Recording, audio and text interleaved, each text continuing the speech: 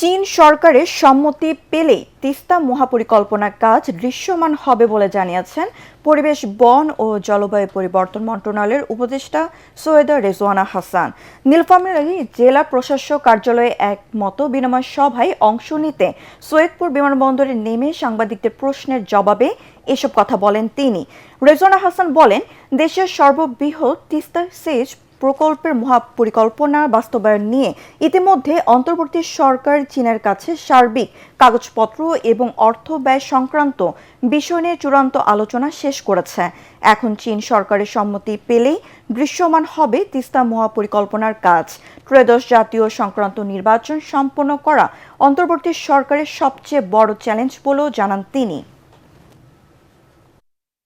আমাদের পক্ষ থেকে যা করার সেটা আমরা করে চীন সরকারকে পাঠিয়ে দিয়েছি। চীনের বিশেষজ্ঞরা যখন হ্যাঁ বলবে, তখন চীনের যে ব্যাংকিং সেক্টর তারা হ্যাঁ বলবে, তারপরে বাংলাদেশ সরকারের সাথে একটা চুক্তি হয়ে তারা কাজ শুরু করবে।